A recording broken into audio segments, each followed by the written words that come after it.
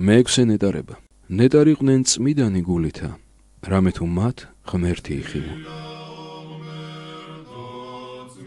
ღმერთი ჩვენგან, ქრისტიანებისგან, არა მარტო იმას მოითხოვს, რომ საქმით ვიყოთ წმინდა, არამედ გულიც წმინდა გქონდეს. რადგან კეთილი საქმე კეთილი გულით, კეთილი განზრახვით კეთდება. ყოველი სათნოება უფალთან გვაახლოვებს, მაგრამ უმაღლესი ნეტარება იმაში მდგომარეობს, რომ ვუმზერდეთ ღმერთს და ჩვენი გული სული წმინდის სამკვიდრებლად გადავაქციოთ. როგორც მაცხოვარმა გვასწავლა, მოვედით მისსა და მისთანა დავადგრეთ. ამისთვის საჭიროა გული გავიწმინდოთ ნებათაგან. ნეტარი თეოფილოქთეს განმარტებით, სარკე მხოლოდ მაშინ გვაძლევს ზუსტ გამოსახულებას, როცა იგი სუფთაა.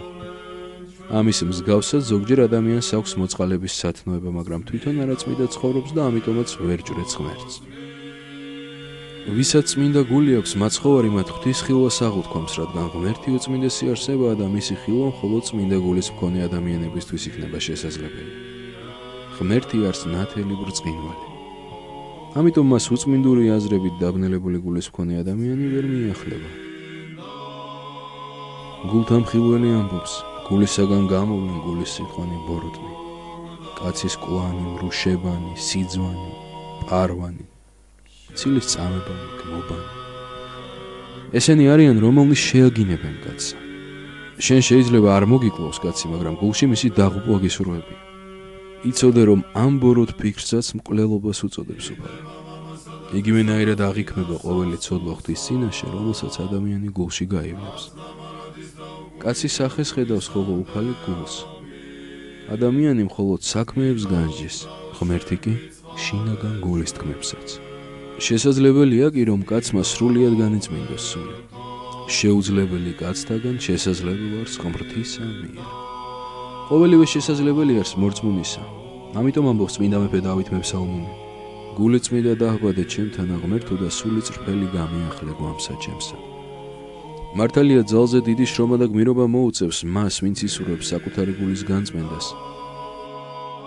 მაგრამ ამისთვის ჯილდოც დიდია, რამე თუ მათ ღმერთი იხილონ.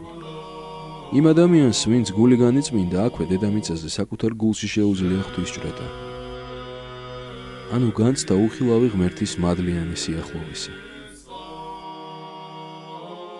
ის ხილული თვალითაც კი შეამჩნევს ღვთის გამოცხადების ზოგიერთ ნიშანს. ისე როგორც სამონთხეში მყოფ ადამს, რომელსაც გული წმინდა ჰქონდა, ღმერთი ეცხადებოდა და ესაუბრებოდა მას. ღმერთი გამოეცხადა აბრაამსაც სამი მოგზაურის სახით, ასევე მოსესმა ყლომაში. ყველა ეს გამოცხადება მხოლოდ აჩრდილია იმისა, რასაც მართალნიც ათასასუფეველში იხილავენ. მოციქული პავლე კორინთელთა პირველ ეპისტოლეში ამბობს, რამე თუ ხედავა წვითარცა სარკითა და სახითა, ხოლო მაშინ პირსაპირისპირ. თუ როგორი დიდებულია ეს ნეტარება, შეიძლება განვსაჯოთ იმის მიხედვით, რაც მოციქულებმა თაბორის მთაზე განიცადეს. კეთილვარს ჩვენ და აქ აყოფა, ამბობდა მოციქული პეტრე. მაგრამ როგორ უნდა მოვიპოვოთ იგი? როგორ განვიწმინდოთ გული ვნებებისაგან? ღმერთმა ამისთვის დაადგინა საიდუმლო მსახურებები, ნათლობა, აღსარება, ზიარება. ვისარგებლოთ ამ ხსნელი საშუალებებით და თავადაც გავისარჯოთ. შევასრულოთ ღვთის მცნებები, კეთილგრძალულებით ვიკითხოთ ღვთის სიტყვა, მოვითმინოთ მწუხარებანი, რომელსაც ღმერთი გამოგვიგზავნის. ყველაფერი მივიღოთ ღვთისადმი მადლიერებით, როგორც სამკურნალო მალა მოცოდვის მიერი ჭრილობებისათვის.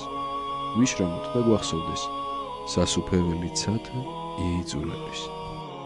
როგორც ღირსი ისააკ ასური ამბობს, უფალი მოვა შენთან, მხოლოდ მაშინ, როცა შენს გულში მისთვის იქნება სუფთა და შეუბღალავი ადგილი.